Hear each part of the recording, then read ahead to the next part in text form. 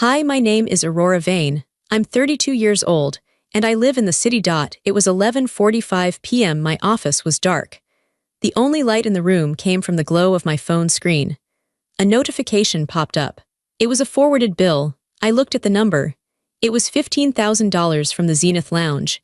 A second later, a message arrived from my mother, Sandra. Her words were sharp and direct. "Put this on your card. It's the least you can do after ruining the mood with your cheap dress." Underneath her cruel text, my sister Tiffany added a heart reaction. I sat there in the silence. I stared at the screen. My hand didn't shake. I didn't cry. I didn't type back a furious reply. In that moment, the truth hit me hard. They didn't see me as a daughter. They didn't see me as a sister. To them, I was just a permanent ATM. They thought my silence meant I was weak.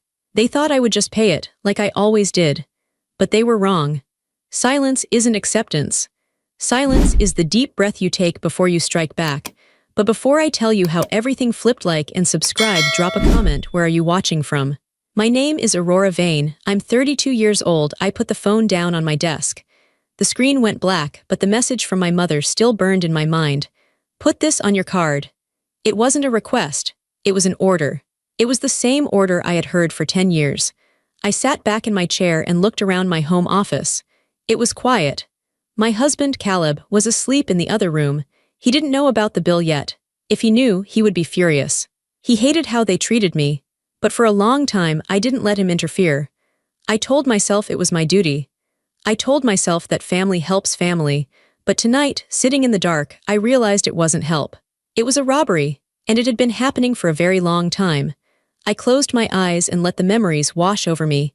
I needed to remember why I was here. I needed to remember how it started. It started with small things. When I was 22, my father lost his job. He said it was a layoff. Later, I found out he had been fired for gambling on company time. But back then, I didn't know. I just knew my dad was sad. I was working 2 jobs. I was a waitress in the morning and a receptionist at night. I had saved $5,000. It was everything I had. It was for my own apartment. My mother came to me crying. She said they were going to lose the house. She said, "Aurora, you are the responsible one. You can save us." So I gave them the money. I felt proud. I felt like a good daughter. My father hugged me. He said, "You are a lifesaver, kid." I didn't know that lifesaver actually meant wallet. That was the beginning. Over the years, the requests got bigger. But the gratitude got smaller. 3 years ago, my sister Tiffany decided she wanted to be an influencer. She didn't want to work. She wanted to take photos of coffee and clothes. She told my parents she needed a condo in the city to build her brand. My parents couldn't afford it, so they looked at me. By then, they thought I was working a steady, boring job at the city library.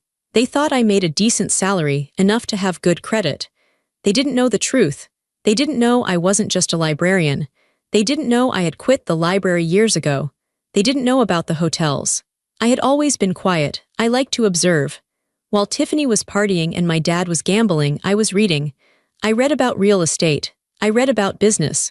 When I was 24, I took a massive risk.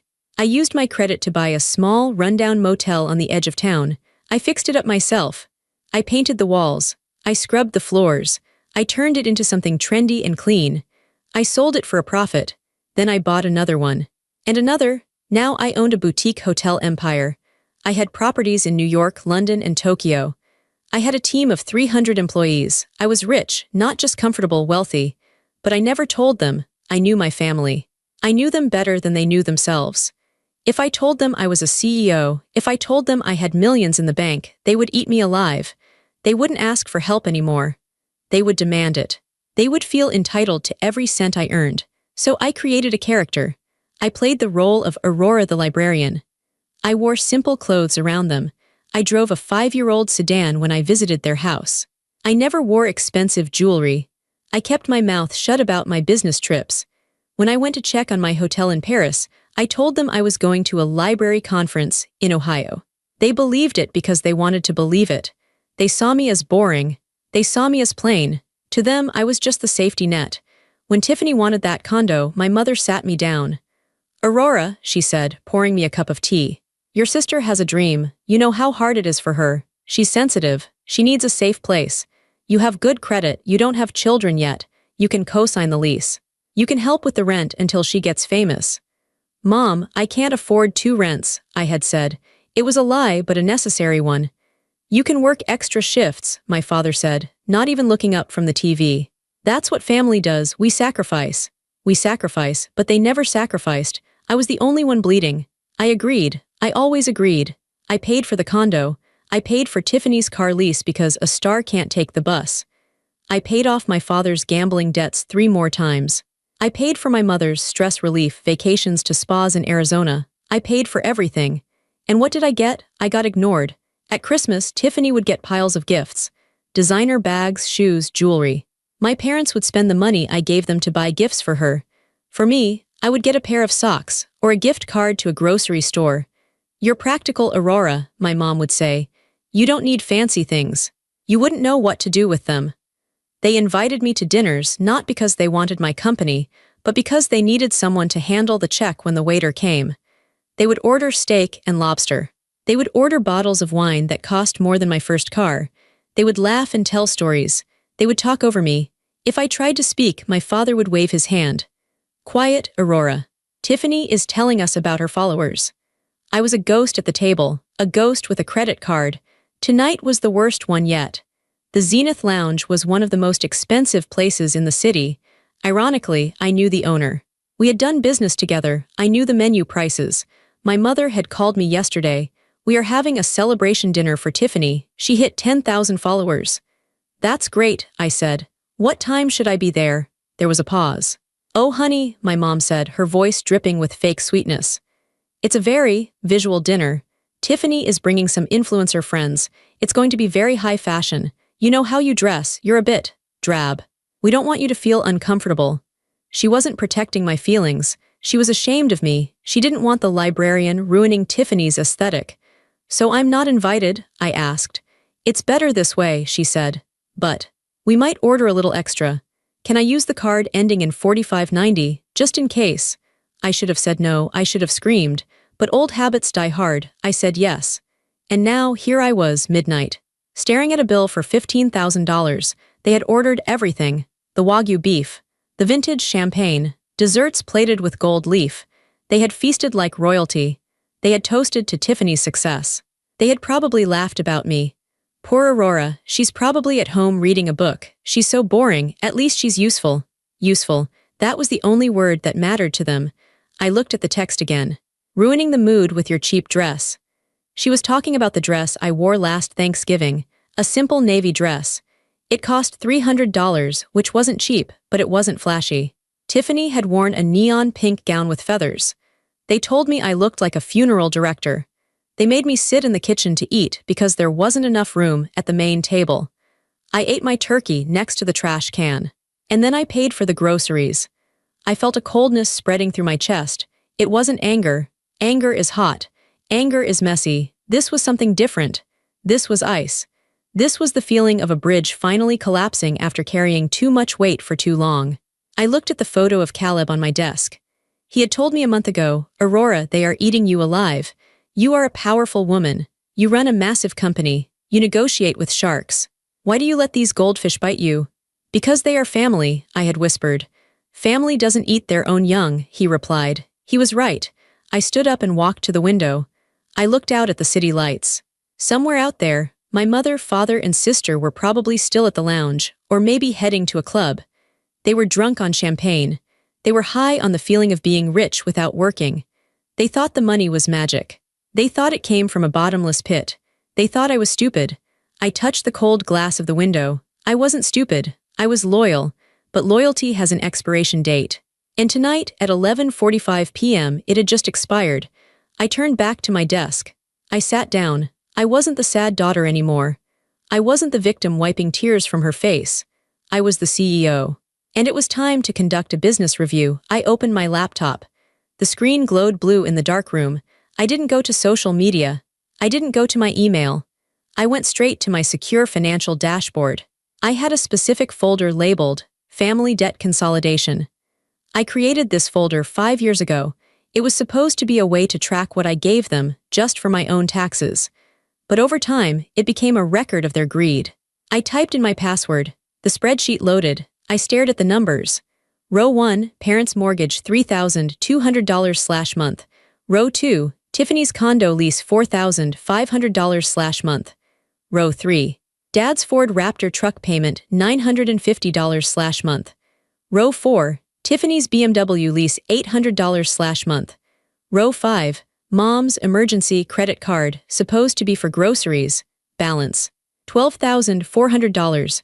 Row 6, dad's business loan gambling debt balance $45,000. The list went on: health insurance, car insurance, cell phone plans, Netflix, gym memberships they never used. Even the dog food for Tiffany's poodle was on my auto-pay. I scrolled down. The total monthly output was staggering. I was spending over $25,000 a month just to keep them afloat. That was $300,000 a year. I could have built a school with that money. I could have invested in a new startup. I could have burned it in a fireplace, and it would have been more useful than this. I looked at the $15,000 bill notification on my phone one more time. Put this on your card. My finger hovered over the trackpad. For years, I was afraid to stop paying. I was afraid they would hate me. I was afraid they would end up on the street and it would be my fault. I was afraid of the guilt. But tonight, the guilt was gone. It was replaced by clarity. It was just math. Equation A, I pay everything. Result: they abuse me, mock me, and demand more. Equation B, I pay nothing. Result: they face the consequences of their own actions. I chose equation B. I started with the credit cards. I logged into the American Express portal. I found the card ending in 4590. The family card. I clicked Manage Card. I clicked Freeze Card. Then, just to be sure, I clicked Report Lost/Stolen. That would kill the number immediately. The waiter at the Zenith Lounge would run the card again, and it would decline hard. Next, the housing. Tiffany's condo was in my name, but she was the tenant. It was a month-to-month lease because I knew she was unstable. I logged into the property management portal. Notice to vacate. Reason: owner requires possession. Effective date: 30 days. Submit. Next, my parents' house. I didn't own their house, but I paid the mortgage directly from my bank account. I went to the bank transfer tab. Recurring payment, parent mortgage. Action: cancel. Are you sure? Yes. Next, the cars. Both leases were in my name. I opened the leasing agency app. Schedule lease return. Date: tomorrow. Location: pickup requested. I worked fast. My fingers flew across the keyboard. It was rhythmic. It was like playing a piano, but instead of music, I was making silence. I canceled the cell phone plan. I canceled the insurance. I canceled the streaming services. I canceled the gym memberships. It took me exactly 18 minutes. 18 minutes to dismantle the entire fake life they had built on my back. I sat back and watched the screen. The status bars all turned from active to canceled or pending termination. It was done. The money tap was dry. The well was empty. I felt a strange sensation in my chest. I expected to feel sad. I expected to feel scared. But I didn't. I felt light. I looked at the clock. 12:15 a.m. at the restaurant. They were probably ordering another bottle of wine. Maybe Tiffany was ordering dessert. Maybe my dad was bragging to the waiter about his successful investments. In a few minutes, the waiter would come back with a little black folder. He would lean down discreetly. He would say, "I'm sorry, sir. The card was declined." My dad would laugh. "Try it again, it's a black card." The waiter would try it again. "I'm sorry, it says the account has been closed." I imagined the look on their faces, the confusion, then the panic. Then the realization that the bill was $15,000 and they didn't have $15 between them. They would have to call me. I looked at my phone. I went to settings. Do not disturb. Allow calls from Caleb only. I picked up the phone and walked out of the office. I went into the bedroom. Caleb was sleeping soundly. He looked peaceful. I crawled into bed beside him. I pulled the blanket up to my chin. For the first time in years, my mind wasn't racing with worry about my family. I wasn't wondering if they had enough. I wasn't wondering if they were happy. I knew they weren't happy right now. And for the first time, I was okay with that. I closed my eyes. Silence, beautiful silence. I woke up at 7:00 a.m. naturally. The sun was streaming through the curtains. It was a beautiful Tuesday morning. Usually, I woke up with a knot in my stomach. Usually, I checked my phone immediately to see what crisis my mother had invented during the night. Today, I stretched. I felt rested. Then I looked at my phone screen. 147 missed calls. 82 text messages. 25 voicemails.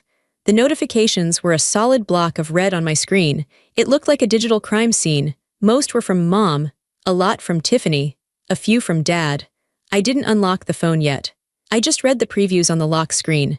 Mom 12:30 am, Aurora, pick up. Mom 12:35 am, the card isn't working, fix it now. Mom 12:45 am, this is humiliating. Everyone is looking at us. Call me. Dad 1 o'clock am, you ungrateful brat, answer the phone. Tiffany 1:15 am, they are threatening to call the police. Aurora, Mom 2 o'clock am, we had to leave Dad's watch as collateral. I have never been so embarrassed in my life. You are dead to me. Tiffany 3 o'clock am, my Netflix isn't working. Did you change the password? Mom 6 o'clock am, I called the bank. They said you canceled the payments. Is this a joke? I walked into the kitchen and started the coffee maker. The smell of fresh coffee filled the air. Caleb walked in, rubbing his eyes. Phone blowing up, he asked, spotting the device on the counter. Exploding, I said calmly. Did you do it? He asked. He knew I had been close to the edge. I did, I said. I cut them off, everything. Caleb stopped.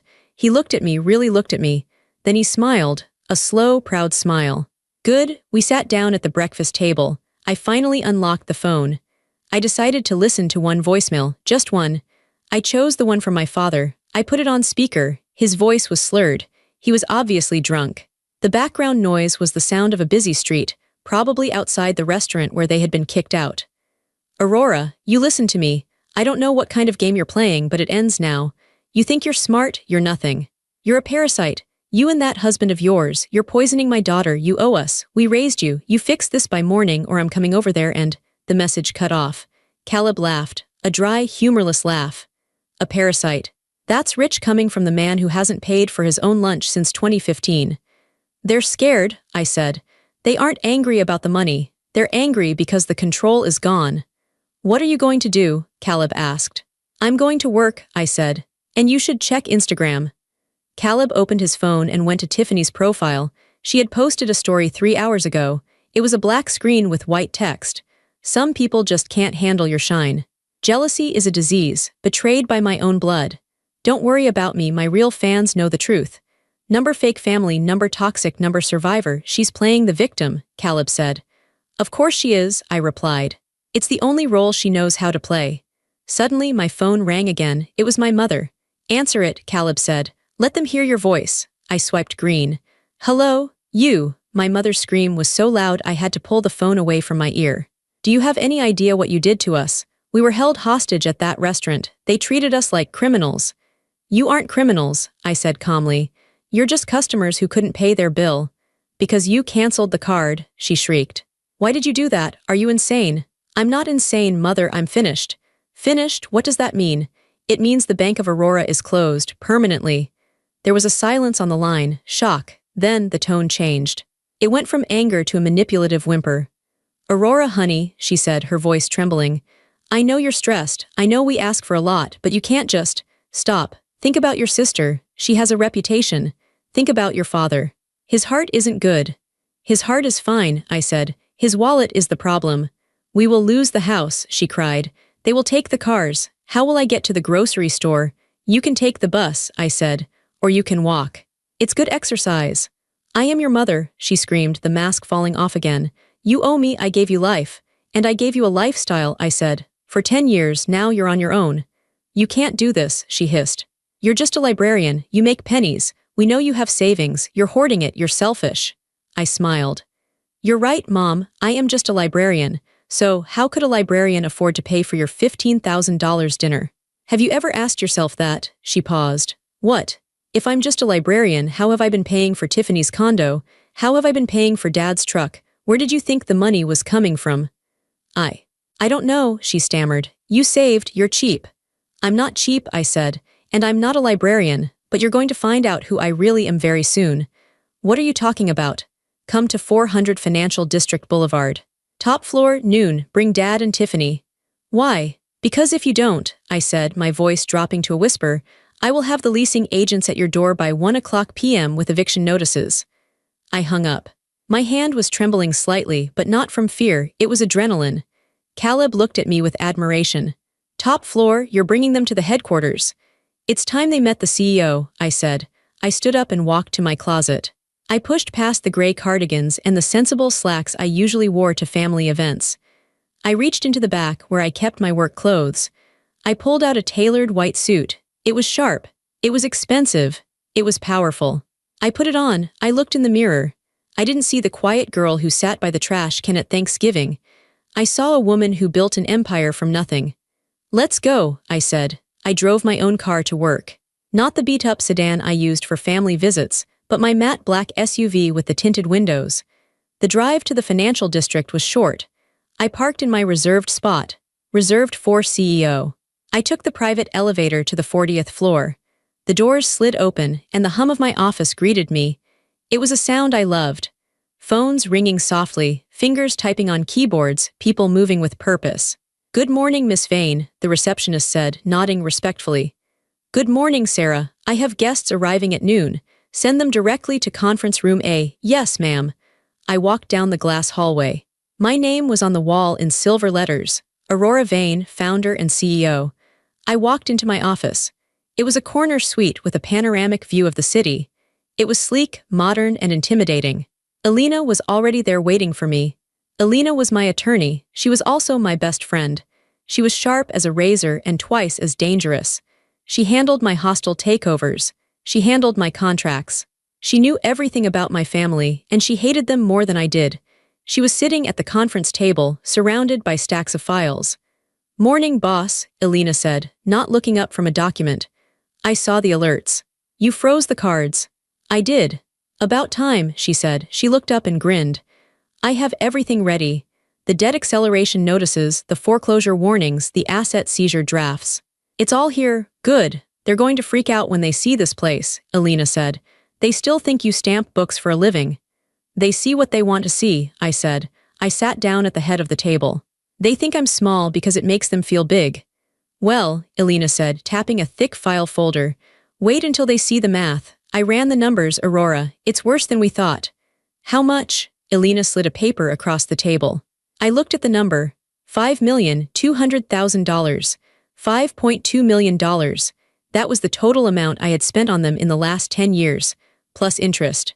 I had always treated the money I gave them as loans in my internal books. I never made them sign formal contracts for the small stuff, but for the big things, the condo, the cars, the house repairs, I had made them sign acknowledgments of debt. They always signed without reading. They just wanted the check. "It's a lot," I whispered. "It's a fortune," Alina said. "And legally, it's all callable. You have the right to demand repayment immediately." "They don't have it," I said. "I know," Alina replied. "That's the point," the intercom buzzed. "Miss Vane," Sarah's voice came through. "Your guests are here. They seem very upset." "Send them in," I said. My heart hammered against my ribs. This was it. The mask was coming off. The heavy glass doors swung open. My parents and Tiffany stormed in. They looked frantic. My mother was wearing sunglasses, probably to hide swollen eyes. My father looked red-faced and sweaty. Tiffany was holding her phone, recording a video. "Guys, I'm at my sister's office." Tiffany was whispering to her phone. "We're going to get to the bottom of this abuse." They stopped dead when they saw the room. They looked at the floor-to-ceiling windows. They looked at the expensive art on the walls. They looked at the massive mahogany table. Then they looked at me. I was sitting at the head of the table in my white suit. I wasn't hunched over. I wasn't smiling apologetically. I was staring them down. "Put the phone away, Tiffany," I said. My voice was calm, but it filled the room. Tiffany lowered her phone slowly. "What? What is this place?" "This," I said, spreading my arms, "is my library." "You work here?" my dad asked, looking confused. "You're a secretary here," Alina laughed, a sharp, cruel sound. "She doesn't work here, Mr. Vane. She owns here." "Owns?" My mother stepped forward. She took off her sunglasses. Her eyes darted around the room. "What do you mean, this is a corporate headquarters?" "Yes," I said.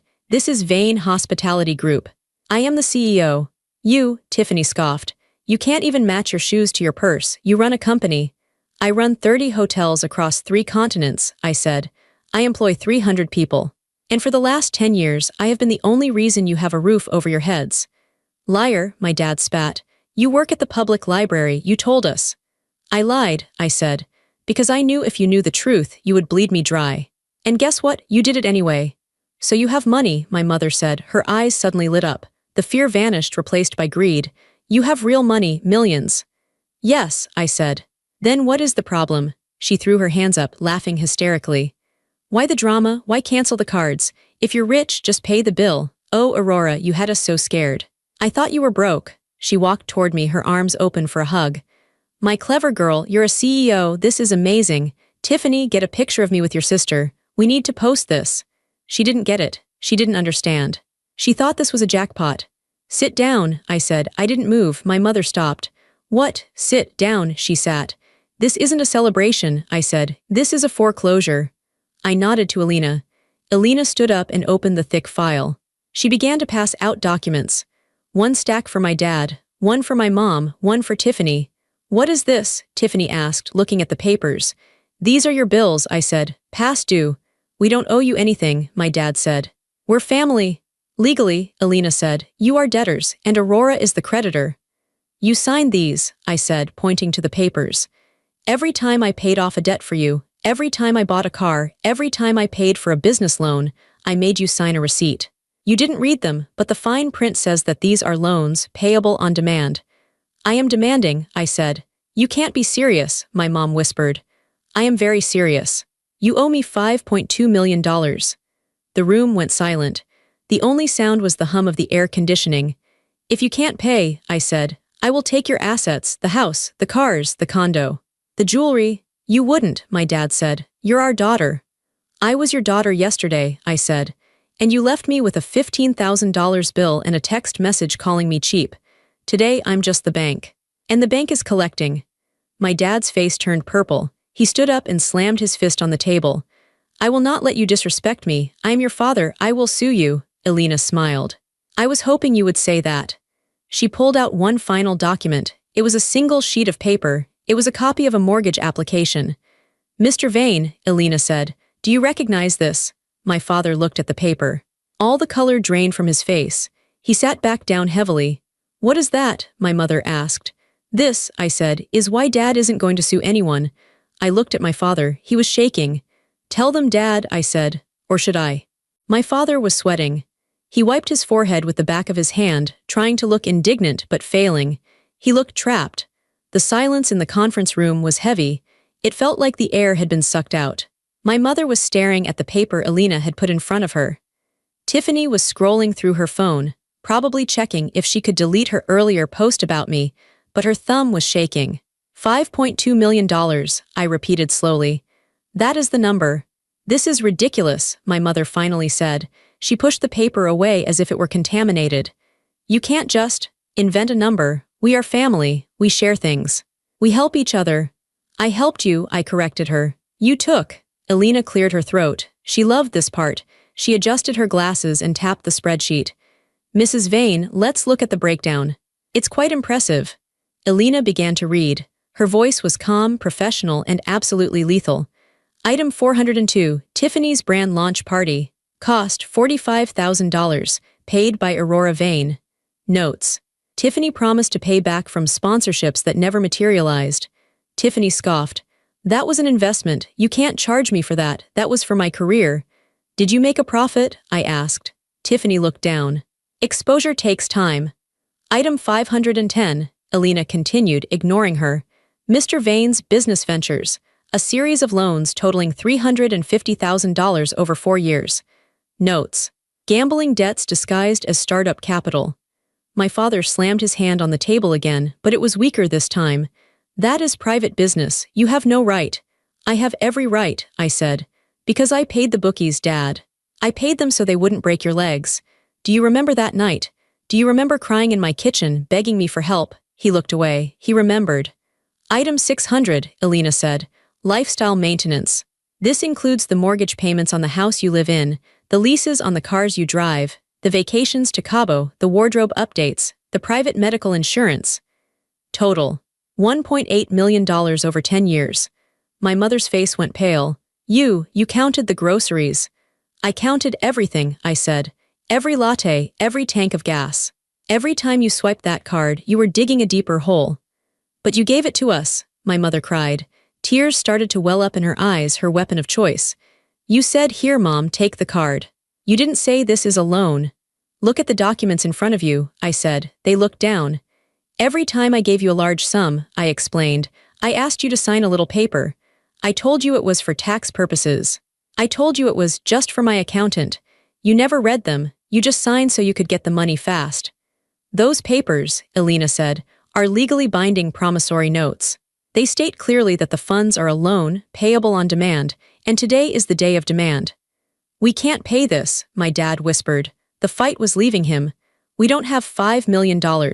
We don't have $5,000. I know, I said. Then what do you want? Tiffany snapped. You want to put us in jail, you want to ruin us, why are you being so mean?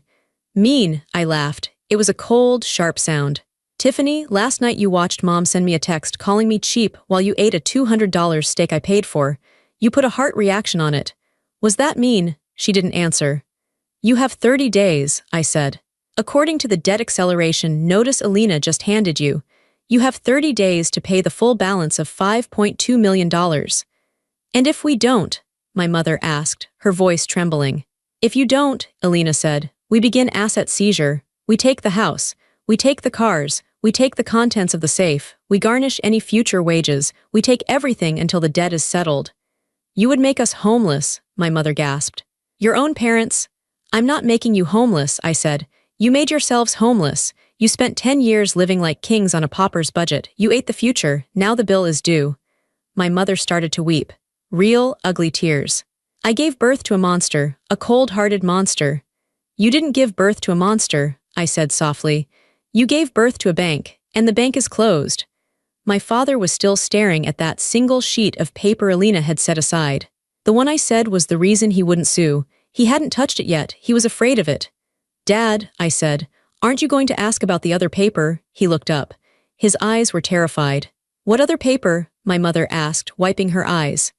The crime, I said. The room was silent again. The air conditioner hummed. My father reached out a shaking hand and pulled the single sheet of paper toward him. He knew what it was. He had probably hoped I would never find it. What is it, Frank? My mother asked, looking at him. What did you do? My father didn't speak. He couldn't. Elena, I said, read it. Elena picked up her copy. This is a mortgage application for a second lien on the family home, dated 3 years ago. Amount $250,000. We needed that money, my mother said quickly. For the renovations, for the new kitchen. You know that? Yes, I said. I know you got the money, but look at the signature line, Mom. My mother leaned in. She squinted. It says, Aurora Vane. Correct, I said, but I didn't sign it. My mother looked confused. But, it's your name, you have to sign for the house, the deed is in your name. Exactly, I said. I own the house, so for you to take out a second mortgage, I would have to agree to it, I would have to be there. I would have to sign in front of a notary. I looked at my father. I wasn't there, was I, Dad? He shook his head, a tiny, microscopic movement. Who signed my name, Dad? I asked. He looked down at his lap. I did? What? Tiffany asked, looking up from her phone. Dad forged it. It's called fraud, Elena stated. Bank fraud, identity theft, forgery, in this state for an amount over $100,000. That is a Class B felony. It carries a mandatory prison sentence of 5 to 10 years. My mother gasped. She covered her mouth with her hand. She looked at my father with horror. Not because he stole from me, but because he could go to jail. Frank, she hissed, how could you be so stupid? I had to, he exploded. He stood up, knocking his chair back. We needed the money. Tiffany needed the down payment for her brand. You wanted the kitchen. The bills were piling up. Aurora was. She was asking questions. I couldn't ask her for another loan without her looking at the books. So you stole my identity, I said calmly. You walked into a bank, you brought a fake ID. I assume you used an old one of mine you found in the house, and you forged my signature. You put me on the hook for $250,000. I was going to pay it back, he shouted. I had a system, I was going to win it back. Gambling, I said. You gambled with my freedom. If you had defaulted on that loan, the bank would have come after me. They would have ruined my credit. They could have sued me. But they didn't, he pleaded. I paid the interest. With whose money? I asked. With the money I gave you for the groceries. He fell silent. So here is the situation, I said. I leaned forward. You owe me $5.2 million in civil debt. That's just money. We can fight about that in civil court. But this, I pointed to the forgery. This is criminal. This is FBI territory. Aurora, please, my mother begged. She reached across the table to grab my hand. I pulled it away. He's your father, you can't send him to prison. He's an old man, he won't survive. He should have thought about that before he committed a felony against his own daughter, I said. What do you want? My father asked. His voice was broken, he sounded old. You want blood, you want to see me in handcuffs. I want the truth, I said, and I want justice. We can't pay the money, he said. We just can't. I have a proposal, I said. They all looked up. Hope, desperate, pathetic hope flashed in their eyes. I won't call the police, I said. Not today. My mother let out a sob of relief. But, I continued, raising a finger. I need something from you, I need you to admit who I am. Who you are? Tiffany asked. You're Aurora. No, I said. To you, I've always been Aurora the ATM. Aurora the doormat. Aurora the librarian. I want you to see me, I want the world to see you. What do we have to do? My dad asked warily. One last dinner, I said. Tonight at the Zenith Lounge. We can't go back there, my mother cried. They kicked us out, it's humiliating. I'll handle the reservation, I said. I want you to be there at 8:00 p.m. sharp. If you are there, and if you do exactly what I say, I will consider not handing this forgery file to the district attorney. That's it? Tiffany asked. Just dinner. Just dinner, I lied. It wasn't just dinner, it was a trap, but they were too desperate to see it. We'll be there, my dad said. We'll be there, Aurora, thank you for being reasonable. Reasonable. That word made me want to scream. There was nothing reasonable about what they had done to me for 10 years. Get out of my office, I said. They scrambled to leave. They grabbed the papers, looking like frightened rats. My mother tried to smile at me as she left, a wobbly, fake smile. See you tonight, honey. When the door closed, I slumped back in my chair. I felt exhausted. Elena looked at me. You know they're going to think they won, right? They think they can talk you out of it over dinner. I know, I said. That's why tonight isn't about talking. Is everything ready for the restaurant? Elena asked. Yes, I said. Caleb is handling the final details. You're ruthless, Elena said, smiling. I'm so proud. I learned from the best, I said. My family taught me exactly how to hurt people. At 8:00 p.m., I walked into the Zenith Lounge. This time, I wasn't wearing the cheap navy dress. I was wearing a black silk gown that cost more than my father's car. I wore diamond earrings that caught the low light of the chandeliers. I saw them at the table, the best table in the house, the center table. I had reserved it specifically. I wanted an audience. They were already seated. They looked nervous. They were trying to look rich, but their posture was stiff. When they saw me, their jaws dropped.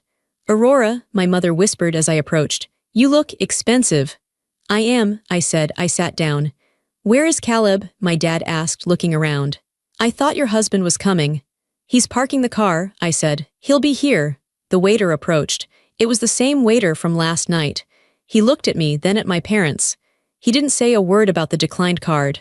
He just smiled at me, a respectful, knowing smile.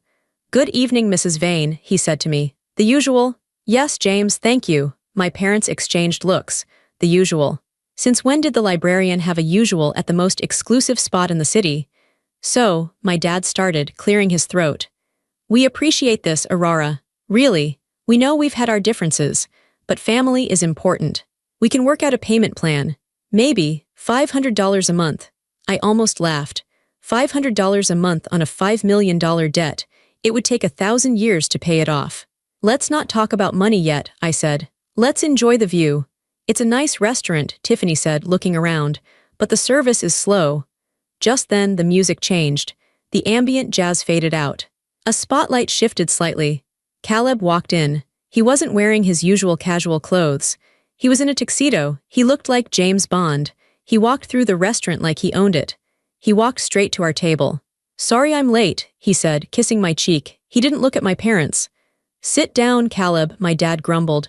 We're discussing family matters. Actually, Caleb said, remaining standing. I'm here to deliver a message. What message? My mother asked. Caleb snapped his fingers. Suddenly, the manager of the restaurant appeared. He was carrying a silver tray. On the tray was a bottle of champagne, the $2,000 vintage, and a thick leather folder. The manager poured the champagne, but only for me and Caleb. What about us? Tiffany asked. This is for the owners, the manager said politely. My father froze. Owners, what are you talking about? The owner is a holding company. Yes, I said, taking a sip of the champagne, Vane and Associates. I slid the leather folder across the table. Open it, Dad. He opened it with trembling hands. Inside was the deed to the building. The entire skyscraper. The Zenith Lounge, the hotel above it, the offices below. You, my dad stammered, you own this place. We bought it 4 years ago, Caleb said. Aurora thought it was a good investment. She was right. You own the restaurant where we ate last night, my mother screeched. And you let them humiliate us. You let them decline the card. I told them to decline the card, I said. The realization hit them like a physical blow. You set us up, Tiffany whispered. I tested you, I said. And you failed. You ordered a $15,000 dinner because you thought I was paying. You treated the staff like dirt. You treated me like dirt in my own house. This is cruel, my mother cried. People at nearby tables were starting to look. This is evil. No, I said. This is business. I reached into the folder and pulled out 3 envelopes. I told you I wouldn't call the police today, I said. And I keep my word, but I never said I wouldn't collect my debt. I tossed the envelopes onto the table. What are these? My dad asked. Eviction notices, I said. And asset seizure warrants. You can't, my mother screamed. She stood up. I live there, it's my home. It's my house, I said. I paid for every brick, I paid for the roof, I paid for the floor. And now I'm taking it back. Where will we go? Tiffany wailed. I have nowhere to go. I found you a place, I said. I'm not heartless. I pulled out a set of keys. They were plain, rusty keys. There's a 2-bedroom apartment on 4th Street, I said. It's a walk-up, no elevator, no doorman, it's prepaid for 3 months. After that, you're on your own. 4th Street, my dad spat. That's the slums. It's affordable, I said. You'll like it, it's near the bus stop. Tiffany's boyfriend, the influencer who had been quiet the whole time, suddenly stood up. Babe, he said to Tiffany. I think we're done. What? Tiffany grabbed his arm. Kyle, don't leave me. You're broke, Kyle said. And your sister is scary, I'm out. He walked away. Tiffany collapsed into her chair, sobbing. You ruined everything, she screamed at me. I fixed everything, I replied. I stood up. Caleb stood with me. You have 24 hours to vacate the properties, I said. The movers are coming tomorrow at 8 o'clock am. Take your clothes and your personal items. Leave the furniture, leave the electronics, leave the jewelry I bought you. Those are assets to cover the debt. I'm not leaving, my dad shouted. I'll barricade the door. Then I'll call the police, I said. And I'll hand them the forgery file.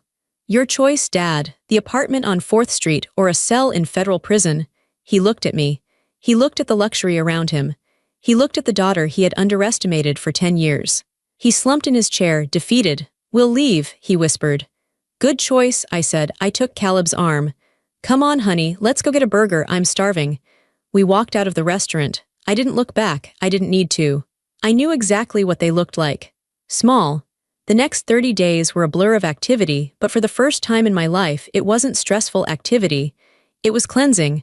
I didn't supervise the eviction myself. I sent Alina. I didn't want to see them crying. I didn't want to see my mother clutching her fur coats, which Alina confiscated because I had paid for them. Alina sent me updates. Day 1, house secured. Locks changed. They took the keys to the apartment. Day 2, Tiffany's car repossessed. She tried to hide it in a friend's garage. We found it. Day 5, Dad's truck returned to dealer. They moved into the apartment on 4th Street. I heard from a cousin that it was a disaster. My mother didn't know how to use a laundromat. My father couldn't watch his premium sports channels because they couldn't afford cable. Tiffany had to get a job as a hostess at a chain restaurant because her influencer career tanked after the scandal. Yes, there was a scandal. Tiffany tried to spin the story online. She posted a video crying about how her evil billionaire sister stole everything. But she forgot one thing. I had receipts. I didn't post them publicly. I just sent a cease and desist letter through Alina, attaching the proof of the forgery and the $5.2 million debt breakdown. I told her, one more post and I released the truth about Dad's crime. She deleted her account the next day. Silence. Now, 30 days later, I stood in the living room of my parents' old house, my house. It was empty. The furniture was gone, sold at auction. The walls were bare. It looked smaller than I remembered. When I was growing up, this house felt like a fortress. It felt like the place where the rules were made. The place where I was told I wasn't good enough, wasn't pretty enough, wasn't smart enough. Now it was just drywall and wood. You okay? Caleb asked, walking in behind me. I'm fine, I said. I'm better than fine. What are you going to do with it? He asked. Sell it? No, I said. I have a better idea.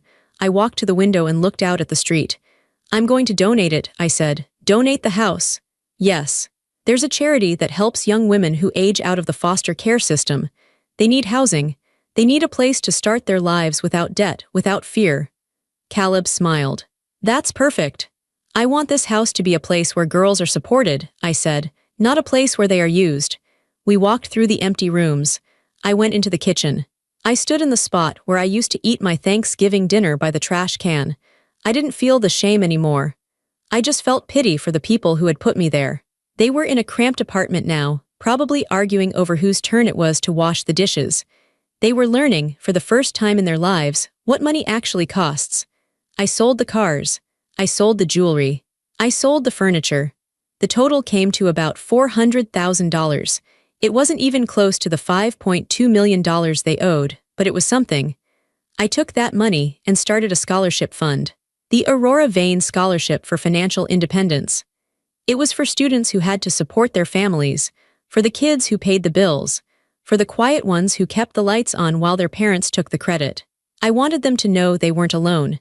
As we locked the front door for the last time, my phone buzzed. It was a text from my mother. The heater is broken. It's cold here. Please, Aurora. Just $200 for a repairman. I looked at the message. Old Aurora would have sent the money instantly. Old Aurora would have felt guilty that her mother was cold. New Aurora looked at the weather app. It was 65 degrees outside. They weren't freezing. They were just uncomfortable. I typed a reply. There is a hardware store 2 blocks from you. They sell space heaters for $25. You can walk there. I hit send. Then I blocked the number. It was the final severing of the cord. I wasn't their lifeline anymore. I was free. I sat in my office studio. The ring light was on. The camera was recording. I had never shared my story publicly. People knew me as Aurora Vane, the CEO. They saw the suits, the hotels, the success. They didn't know about the library. They didn't know about the trash can dinner. But after everything that happened, I realized I had to speak. I looked into the lens. I took a deep breath. Hi, I said. My name is Aurora. I paused. For a long time, I thought love was a transaction. I thought if I paid enough bills, if I solved enough problems, if I was quiet enough and helpful enough, my family would finally love me. I leaned forward. I spent $5 million trying to buy their approval. And you know what I got? I got a text message calling me cheap. I held up the printout of the bill from the Zenith Lounge. There are people out there right now who are doing the same thing. You are the responsible one. You are the one they call when the car breaks down. You are the one they call when the rent is due.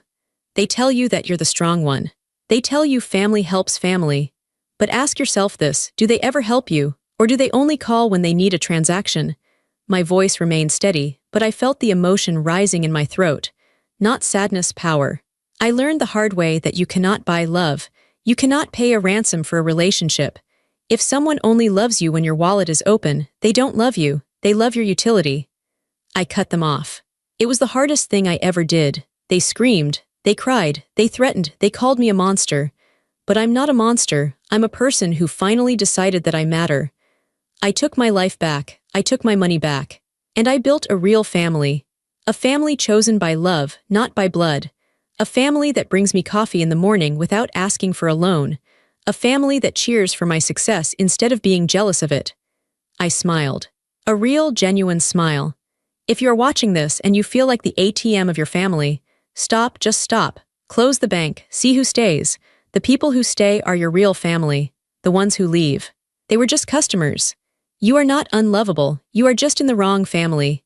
Don't set yourself on fire to keep others warm. They will just watch you burn and complain that the fire isn't big enough. I looked at the monitor. The recording light blinked red.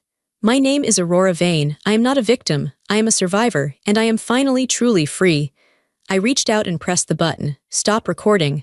The room went quiet. Caleb was standing in the doorway. He was clapping slowly. That was beautiful, he said. It was the truth, I said. What now? He asked. Now, I stood up and smoothed down my suit. Now we go to work. We have an empire to run. I walked out of the room, leaving the past on the cutting room floor.